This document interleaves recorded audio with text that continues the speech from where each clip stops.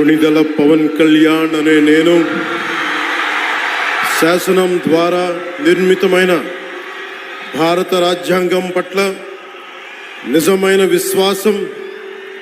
విధేయత చూపుతానని, భారతదేశ సార్వభౌమాధికారాన్ని, సమగ్రతని కాపాడుతానని, ఆంధ్రప్రదేశ్ రాష్ట్ర మంత్రిగా నా కర్తవ్యాలను శ్రద్ధతో,